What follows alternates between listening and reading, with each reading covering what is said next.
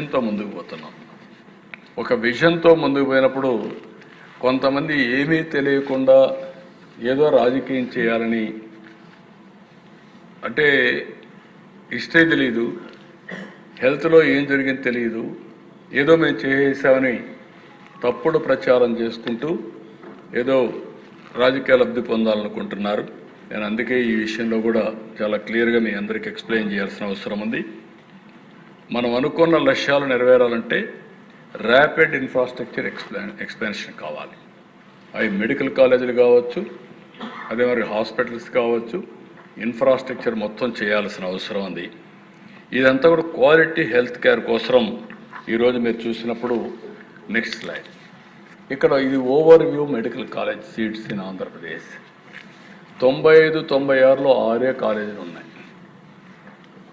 2004కు వచ్చినప్పుడు నేను ముఖ్యమంత్రి అయినప్పుడు 8 కాలేజీలు కొత్తగా తీసుకొచ్చాం. ఇక్కడ తెలంగాణలో తీసుకొచ్చాం. ప్రతి జిల్లాకు ఒక మెడికల్ కాలేజీ పెట్టాలని 23 జిల్లాలకు 23 మెడికల్ కాలేజీలు పెట్టింది మొదటిసారి ఇండియాలో, first of it's kind, that to had. దానివల్ల 15 కాలేజీలు అయినాయి. 2008-9కి అవి 18 కాలేజీలు, 3 కాలేజీలు పెరిగాయి. 14-15 తర్వాత వచ్చిన గవర్నమెంట్లు దాన్ని ఇంకొక 6 కాలేజీలు పెంచారు. మళ్ళీ నేను 19-20కంతా 5 కాలేజీలు పెంచాం. 24-25కి అవి 36 కాలేజీలు అయినాయి. ఇప్పుడు మొత్తం కలిసి 38 కాలేజీలు వచ్చే పరిస్థితి వచ్చింది. Government 18, private 18, all India institute medical science 1, గీతం 1. ఈ 36 కాకుండా 2 ఆల్ ఇండియా ఇన్స్టిట్యూట్ 1, గీతం 1 డీమ్డ్ యూనివర్సిటీ, మొత్తం కలిసి రాష్ట్రంలో 38 ఉన్నాయి. ఇది చరిత్ర అయితే ఏదో మేము తెచ్చేసామని గొప్పలు చెప్పుకుంటూ ఏదేదో మాట్లాడుతూ ఫేక్ న్యూస్ పెట్టి ఫేక్ ప్రచారం చేసి ప్రజల్ని మభ్య పెట్టాలనుకునే ప్రయత్నం చేస్తే వాస్తవాలుగా ఉంటాయి అధ్యక్ష. నెక్స్ట్ మీరు ఒకసారి చూస్తే ఇది ప్రాజెక్ట్ స్టేటస్. 2020-21 17 మెడికల్ కాలేజీలు పెడతానని చెప్పి అనౌన్స్ చేసి వీళ్ళు ఖర్చు పెట్టింది 1550 కోట్లు, 18%. దీనికి కావాల్సింది మొత్తం కలిసి 8480 కోట్లు కావాలి. 8480 కోట్లు కావాలంటే వీళ్ళు ఖర్చు పెట్టింది 1550 కోట్లు. అదే సమయంలో ఇదే స్పీడ్లో కానీ పనులు చేస్తే లాస్ట్ ఎలక్షన్ ముందు 347 కోట్లు రిలీజ్ చేశారు. అయితే నేను వచ్చిన తర్వాత దగ్గర 787 కోట్లు రిలీజ్ చేశాం. నేను విధ్వంసానికి ఎప్పుడు పోను. వీళ్ళు కానీ విధ్వంసం చేసినా దాన్ని కరెక్ట్ చేయడానికే పోతాను. నేను అందుకనే ప్రజావేదిక అట్లనే పెట్టా, విధ్వంసానికి చిహ్నంగా ఉండాలని. అదే విజయనగరంలో నేను ఆ రోజు ట్రైబల్ యూనివర్సిటీ తీసుకొస్తే ఎయిర్పోర్ట్ దగ్గర వస్తే బెస్ట్ యూనివర్సిటీ వస్తుందని చెప్పి అనుకున్నాం. దాన్ని మార్చి సాలూరు తీసుకెళ్లారు. కానీ సాలూరు తీసుకుపోయాడు కాబట్టి నేను అడ్డం పడాలని నేను పడను. సాలూరులో ట్రైబల్ యూనివర్సిటీ పూర్తి చేసే బాధ్యత నేను తీసుకున్నాను. ప్రజా ఇంట్రెస్ట్, పబ్లిక్ ఇంట్రెస్ట్ కోసం అలాంటి కార్యక్రమాలు చేసి ముందుకు పోయాం. ఈరోజు 11 మెడికల్ కాలేజీలు మీరు చూస్తే ఆయన కట్టినట్టు కనుక కడితే ఇంకొక 15 ఏళ్ళు అవుతుంది. 15 ఏళ్ళు మనుషులు బతకాలి, ఆ తర్వాత కాలేజీలు వస్తాయి. అందుకే నేను ఆలోచించింది ఏంటంటే ఈ 11 కాలేజీలు ఆపరేషన్లు ఇచ్చేయాలనే ఉద్దేశంతో అన్నీ కూడా డీఫంక్ట్ అవుతా ఉంటే 787 కోట్లు ఇచ్చాం. 787 కోట్లు ఇచ్చి ఆ 6 కాలేజీల్ని కంప్లీట్ చేసి ఆపరేషన్లు ఇచ్చేసి మిగిలిన 10 కాలేజీలు 11 కాలేజీలు ఆలోచిస్తున్నాం. అడ్వాన్స్ స్టేజ్లో వదిలిపెట్టి కడం 10 కాలేజీలని పీపీపీ మోడల్లో పోతే బెటర్గా ఉంటుంది, better quality, improved health care వస్తున్న ఉద్దేశంతో ముందుకు పోతున్నాం. నెక్స్ట్ ఇక్కడ మీరు చూస్తే 18% ఖర్చు పెట్టారు లాస్ట్ వరకు. మనం 9% ఖర్చు పెట్టాం 1 ఇయర్లో. ఆయన 5 ఏళ్ళు ఖర్చు పెట్టింది 18% అయితే 1 ఇయర్లో మనం 9% దానికి కూడా ఖర్చు పెట్టాం. ఆ నుంచి బకాయిలు పెట్టినటువంటి ఎన్టీఆర్ వైద్య సేవకు డబ్బులు కూడా మనమే ఇచ్చే పరిస్థితికి వచ్చాం. ఏ కాలేజ్ ఆయన మాట్లాడినట్టు మీరు చూసినప్పుడు చూస్తే 487 కోట్లు కావాలి రాజమండ్రికి, 81 కోట్లు ఖర్చు పెట్టాడు. మనం ఇచ్చింది 53-54 కోట్లు మనం ఇచ్చాం. ఇంకో పక్క ఏలూరు 525 కోట్లు కావాలి, 136 కోట్లు ఇచ్చారు. 53 కోట్లు కావాలి, మనం ఇచ్చాం. 475 కోట్లు నంద్యాల, 75 కోట్లు 57 కోట్లు మనం వస్తానే ఇచ్చాం. మచిలీపట్నం 206 కోట్లు 86 కోట్లు మనం ఇచ్చాం. 550 కావాలి. అదే మరి పాడేరు 500, వాళ్ళు ఇచ్చింది 111, మనం 35 ఇచ్చాం. పిడుగురాళ్ళ 500 కావాలి, 174 ఇచ్చారు, 24 మనం ఇచ్చాం.